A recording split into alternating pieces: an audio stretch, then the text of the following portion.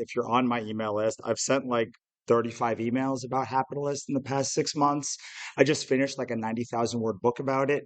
So I'm going to do my best, but I only promise three things. It's going to be entertaining. There will be chaos involved, like 50-50 good and bad chaos. I don't know which one, but there will be some amount of chaos.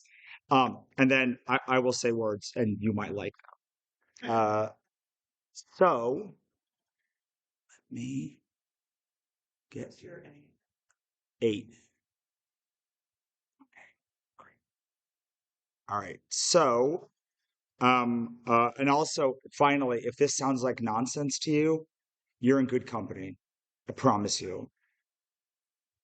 So, um, Hapitalist, it's the intersection of woo and growth hacking. Basically, it's about being a capitalist is about um, aligning and investing in your personal happiness and development, like you invest in your money. Um, then seeing happiness as like the capital that matters. One thing that I have had endless conversations with people in my last couple of years, especially since starting my podcast, The Six Figure Author Experiment, is authors who say, I have 50 books. I figured I would make more money once I had 50 books than 40 or 30 or 20, and it's all chaos. And I'm like, welcome to Hapitalist. Um, so I think at some point along the journey, we realized that writing a book a month is not going to make us super stable. And and joy does not follow success, which of course it doesn't, but we will press on and show why. So, how many people in this room have at least sighed to themselves, if not screamed into the heavens, "Why is this so hard?" All right, amazing. Well, not amazing. That's terrible, but common. So, when we say, "Why is this so hard?" Many people interpret it. It is interpreted as, "Why can't this be easy?" Which is a complete disconnect because we're writing books. Like, obviously, this is not going to be easy. It makes no sense. Easy is a measure of difficulty. Books are difficult by definition. But what if instead what we were saying was, why is there so much friction when I do something that I love? So easy is a measure of difficulty, but ease is a measure of friction. So all of the things that I'm going to show you how to do here are about easeful growth. So what I mean by easeful is we remove unnecessary struggle, align with our natural strengths, and doing that exponentially amplifies our effort. Should have gotten water instead of coffee. That wasn't a great choice, but we press on. Okay. No, it's okay. It's great. Um, so it's the difference between ease and easy is with ease, you're still doing work. Easy is offloading, but ease is doing the right work. But it's work that moves you forward. So the contention of Hapitalist is when you're saying this is hard, what you're really saying is, why am I stuck? And if you continue to expend effort when you're stuck in mud, it just gets you stuck deeper. So I want you to think about a Jenga tower. We've all played Jenga. You know how you're poking around the Jenga tower and some things seem like they're never moving? And then you find that one that like you touch and it slides out and hits the other person across the table in the face, and you're like, sorry. So that's what we're talking about here. Frictionless growth means you still touch the Jenga thing, but you find the one that moves really fast. So I want you to think of effort like an energon cube. Imagine like an energon cube is one unit of effort. So if you don't know transformers, just do your best. Just think about a unit of work. Thank you. When we're saying, why is this so hard? Why is this so hard? Why is this so hard? When we're saying I'm overwhelmed. I can't do any more.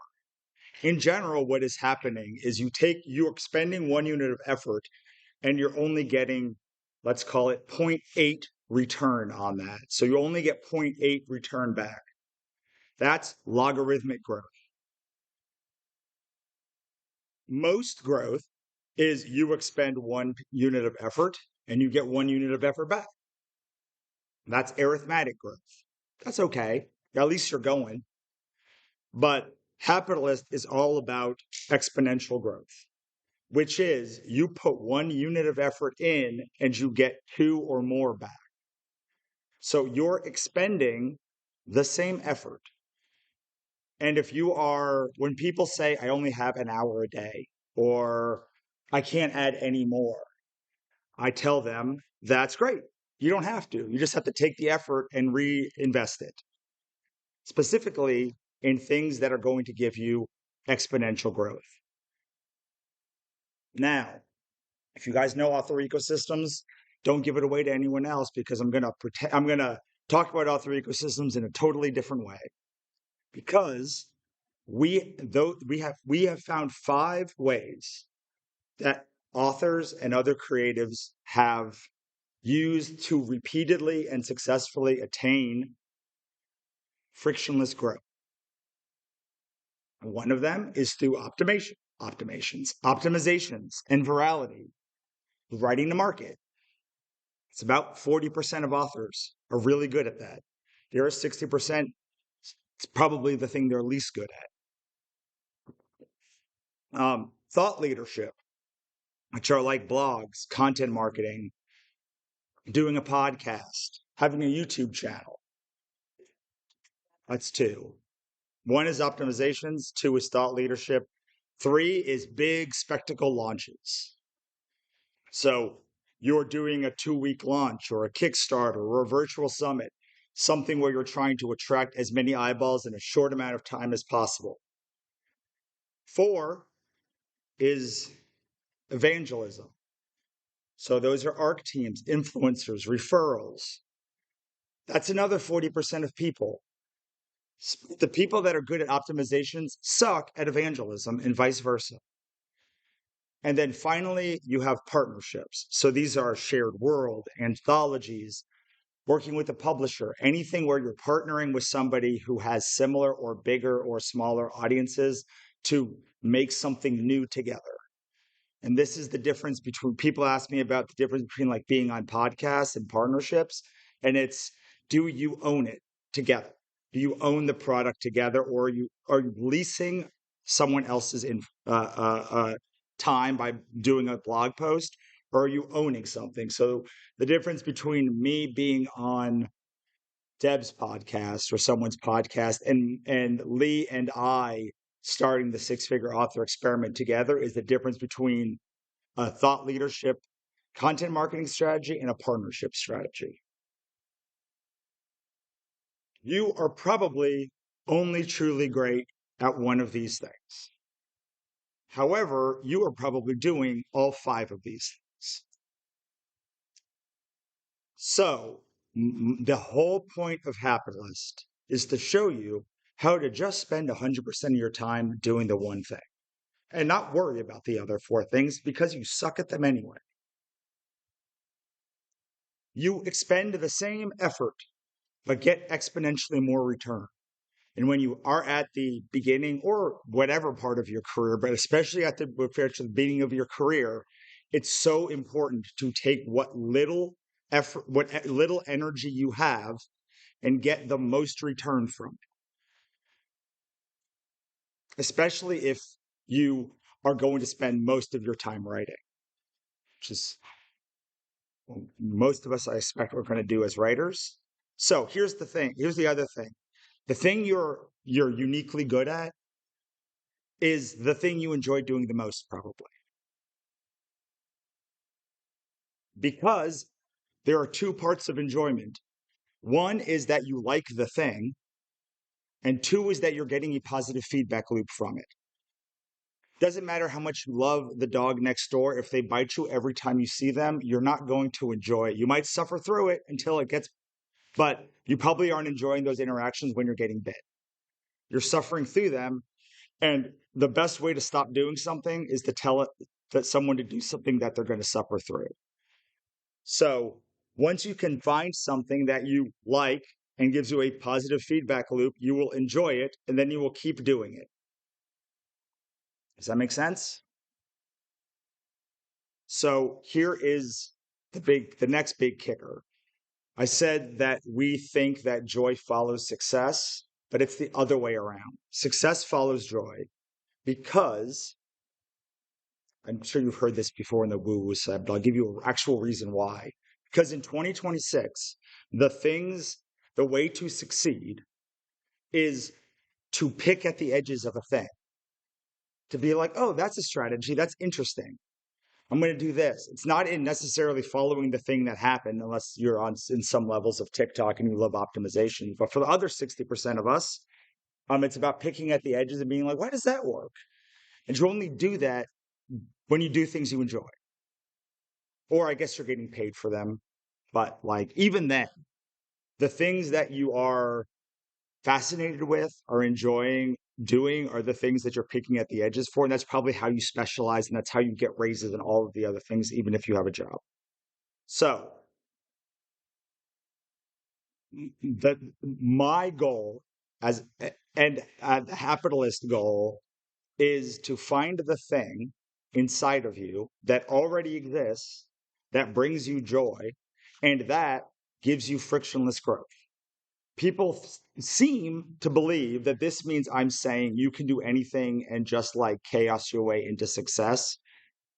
And I mean, it's fun to chaos your way into success. I don't recommend it. As a person who's done it, unless you're like, wow, that's the career I want. Like 15 years of everyone saying, Russell, can't you be a little bit not weird? What it is more like Anton Ego's line from Ratatouille. Not everything inside you can lead to frictionless growth, but frictionless growth can come from anywhere. This used to not be true because there used to only be a few platforms that worked for people. And those platforms all had very similar ways to grow. But that is not true. Kickstarter works very differently than Substack, and they are meant for different kinds of personalities and different kinds of people that like a different kind of success. And you only need to be truly great at one of those platforms to have an amazing six-figure career. Okay, so you have one of 5 strategies. We talked about that. Then you are at one of 5 stages. Stage 1, you are so overwhelmed that you fear doing anything. 2, you're doing things, but none of them are working. Stage 3, you found one thing that works, but you're weighed down by all that garbage stuff that doesn't. 4, you're honed in at what works, but you're capped out at how much you can grow and how much you can make. 5, you're expanding into those other areas of growth that I talked about, and you're starting to thrive. Does that make sense? Here's the thing. This is not a linear, a one-way growth thing.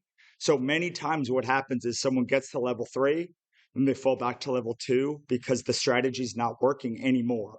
They found this strategy that works, but they didn't use it fast enough to get to success fast enough to be able to get past the event horizon, which is why doing one thing is much more helpful because it gets you to push through there faster.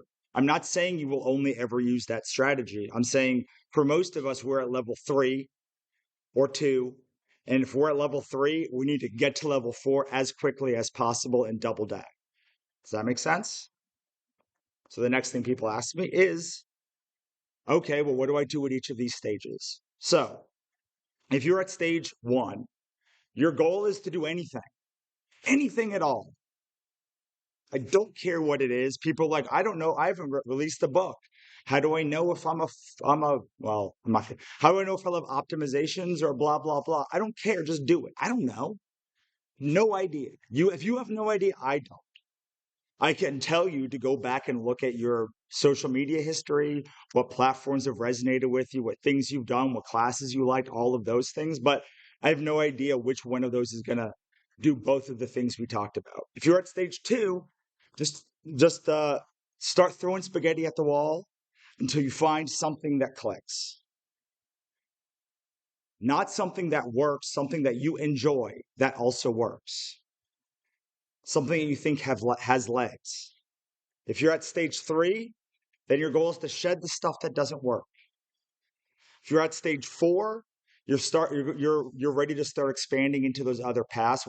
But you're not there until you're capping out at how much you can make, consistently running into the same income goals. And then at stage 5, your goal is to build a team that has the strengths to do the things that you suck at. Good? We understand this part? Okay, awesome. So I'm going to give you an example of how of the next concept, and I promise I've only gone 15 minutes, so I'm within my range of what I promised myself. So the next thing that authors do is try to grow and monetize at the same time, and it's almost impossible to do that. If you are looking at slide 15, you can see the growth to monetization parallel. Every time my growth goes up, my income stays flat. Every time my monetization goes up, my growth goes down. This is because in order to grow, you have to reduce friction, and the number one friction point is money. If you are not making enough money, the way to make more money is to raise your price and be less places. These strategies contradict each other, right? So at best, you're leveling out and getting nowhere. So if you're saying to yourself, I'm getting nowhere, and also I'm trying to do both things at once, that is the reasonable expectation for trying to do both things at once. So the goal of the next part of this is to align your goal with your challenge with the solution that works. Because bless your hearts, y'all are terrible at knowing what actually bucket your problems fall into. Almost everyone I talk to thinks they have an income challenge, and they actually have an audience challenge. So let's talk about these 4 buckets. These 4 buckets comprise what I call the happy compass. The first are heart challenges. These are things that come from your ideas, your projects, the things that are internal to a book or whatever unit of project you're working with. 2 are audience challenges. These come from the people that are going to consume the book. So they're outside of book. 3 are prioritization challenges. You're doing the wrong stuff we talked about earlier. And 4 are income challenges. Do I need to explain that one? We all have income challenges here, right? All right. So your biggest challenge is almost certainly going to come around one of those 4 buckets.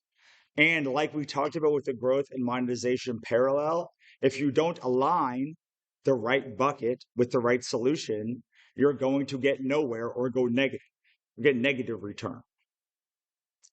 So if you're trying to solve audience problems with income solutions, you're going to make things a lot worse for yourself, actually. It's not even you're going to make it better. You're going to make it really worse. You're going to make it much worse.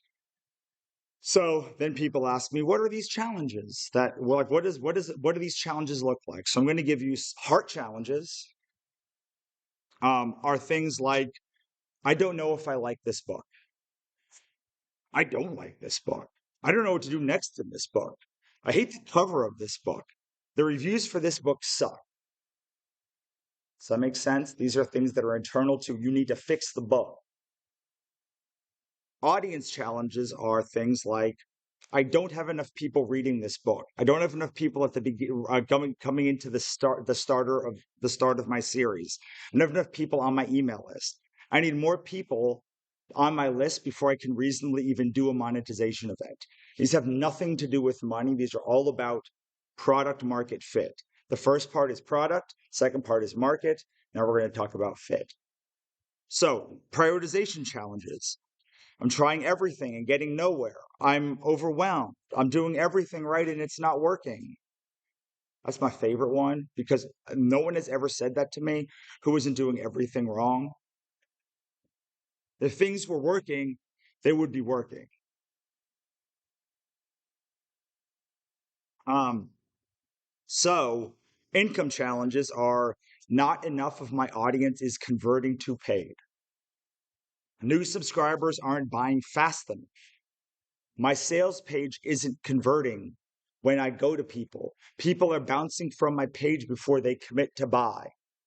So that you understand how those are different solutions than the audience solutions. So, how many of you think you had before this thing income challenges that actually have audience challenges? Anyone willing to there? All right, awesome. Anyone have actually income challenges they thought were audience challenges? That's a lot more common. Yep. That's about the right ratio that I would expect in this room. Okay, so I'm going to get to the end, and then we're going to do the breakthrough session. The Hapitalist approach is about pinpointing the most easeful path forward, narrowing down where you are at the growth to monetization spectrum. So are you in a growth phase? Are you in a monetization phase? How can we make sure that we plot those properly on your calendar? Identifying your true bottleneck and matching the right solutions to the right problems. These are the reasons, but I had to tell you all of that before I could show you the talk about the breakthrough sessions, because it's integral that we're all going to be talking to each other. And the goal is, if we all suck at identifying things in ourselves, we are actually great at identifying it in everyone else. So that's what we're going to try and do, but we don't know what to identify if we don't know what to identify. Okay, so to sum up, the vast majority of author business challenges come from misalignment. If you can do this right and align yourself, you're going to actually save effort and be able to reclaim parts of your day and parts of your life. So, this is my only Hapitalist slide for the actual membership that I run. There's three parts of this inside the membership. We do bi-monthly breakthrough sessions, one in the morning that it works for people in Europe, one in the afternoon, it works for people in Australia or vice versa. I always forget which. And then there's a digital brain that's been trained on 2.3 million words that I've written, all of the methodology, all of the stuff that you can interact with. We call it RussellBot. And then there's a collection of resources. So RussellBot has footnotes that tell you where to look for stuff, and then you can reference that in the collection of resources. And between those three things working together, we are empowered to fix our blocks and fix other people's blocks. And that is what this whole thing is that is the number one thing I think if you talk to a Hapitalist that they got, or someone who came to New Orleans, it wasn't breaking their own blocks, because we all come here, we're all in this room with locks. It's very easy to identify our own locks. Maybe not every one of them, but at least like I have a lock that's that like I can't open. I don't really know how to open it, but like I know it's there. What no one ever realizes until they do this bit is that you also have dozens of keys that you have unlocked in yourself over your life that you have discarded, that you think you don't need anymore. But those keys can unlock so many things for other people. And once you see something inside of you that you can give freely, that can influence someone's life positively, your life will never be the same, because you suddenly realize you have agency here. You have the ability to change other people, which means you have the ability to change the world for the better or the worse. Please don't do that last part. And that helps you get clarity in yourself, because often when we're overwhelmed, we are like, I have no power. Where is my power? Like why are things happening to me? And what this allows you to do is be like, what if I just called my friend and tried to help them through a problem? And suddenly your block seems so much lighter. Not because your block got any better, but because you did You engaged in what I call distributed responsibility. So you think that because I am here and you are there, I have the responsibility for breaking blocks. That is how we have been taught. That is how social media has taught us. But really, that responsibility is distributed to everyone here. And why it doesn't matter whether someone is a USA Today best-selling author or has never written a book in Hapitalist is because there are experiences in your life that you have already unlocked in whatever experience, whether you're an accountant or a lawyer or a housewife or whatever the thing is that you do, a writer, whether you've written 90 books or one, there are things that have happened in your life. There are keys that you hold that can unlock things. And all we do is think about the locks that exist in our author business. But most locks are going to be picked by things you didn't learn as an author necessarily in your own business and in other people's business. Okay, I'm getting off that part. So, why I told you about I'm at the end. Only one more slide left after this. So, while you're doing this work, if you're at stages 1 to 3 right now, you are going to probably find your key with somebody who is in your success path. So if you are in a stage 3 and you love optimizations, you're looking for somebody else probably who also is great at optimizations to get you through your block. Does that make sense? If you're at stage 4 or 5, you are probably going to find success from somebody in another ecosystem. Oh, sorry, I'm not trying to not say ecosystem because I know some people don't like it. I'm trying to trick you into realizing that you all love it.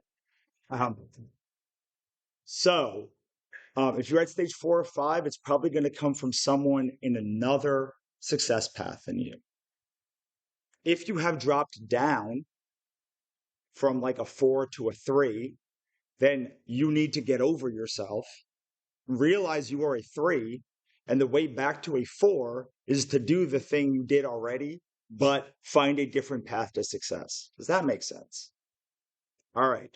So you are one human who has lived one lived experience, consuming one person's media with one person's brain.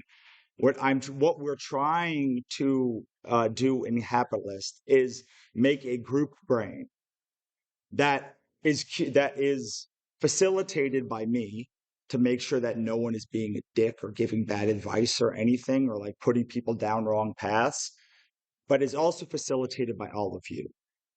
So the more people who join Hapitalist who are in on the mission, the better the brain trust gets. Okay, so now I'm ready to break you up, and I realize I need to do math here. So give me 1 second.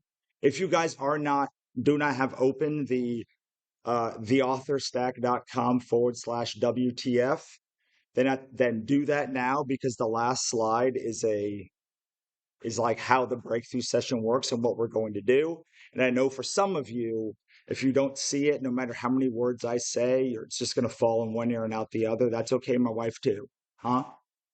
Theauthorstack.com/WTF. My wife is the reason why I did this slide because she's like, if you don't put it in a slide, I'm going to freak out. So I was like, okay, well, I don't want you to freak out. So like, I'll make a slide. So,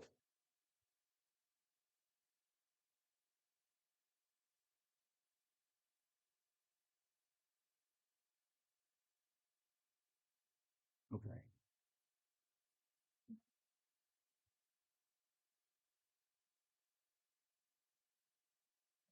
So here are the rules. I'm going to have you count off. And if I did this math right, this is easily divisible by 3. Each of you is going to have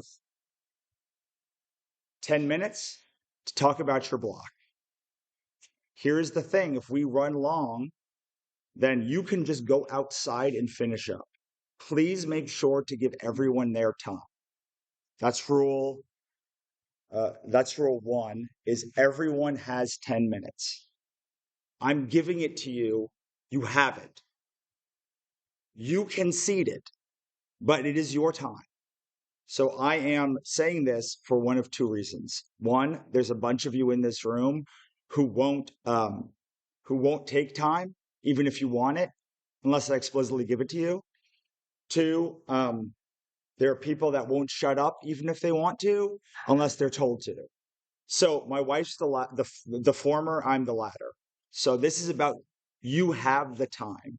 I am the bad guy. I'm giving it to you. You just take it. You then, if you're having a great time, can seat it if you want. But I'm going to ring this bell that I put in my a sock this morning, a clean sock. Thanks. So I'm going to ring this bell when it's time to change. Two, there are no bad ways to write. So unless someone says, I find people who are good writers and I stab them to death and take their books, or I find great books and plagiarize them, those are the two bad ways to write, because everyone goes, what about plagiarism? It's like, well, sure. There are no legal ways to write. So if you, and I say this because whether you like AI or hate it, whether you have big feelings about being an optimizing human or an evangelist human, none of that matters. The only thing that matters is we are all humans in this room. We all have blocks. The goal of the other two people that aren't talking is to help that person break their block. If you don't have anything nice to say or constructive to say, just shut up. It's possible. You do not, despite what my career shows, you do not have to talk all the time. We talked about the locks and the keys. That's the big one. You will learn more from listening to other people's blocks than talking about your own, likely, because you're going to learn how other people's businesses work. And we're all going to realize that, wow, there's 30 people in this room and all of them have 30 different ways to make a business, and that business can work in all sorts of different ways, which is a really fun thing to learn. So you're trying to get three things out of this 10 minutes. One, what is your success path? Just confirm with people. Say, I think I'm a this. I think I'm a that. Two, what stage you're at. Three, which of the buckets of the happy compass, we actually call them cardinal directions so that this metaphor isn't mixed. Which of the four cardinal directions, heart, the projects, audience, prioritization, or income, is your biggest problem? And then once you are in alignment there, which of the sessions, which of the strategies you heard or are thinking about hearing today would be the most aligned thing for you to do when you go home?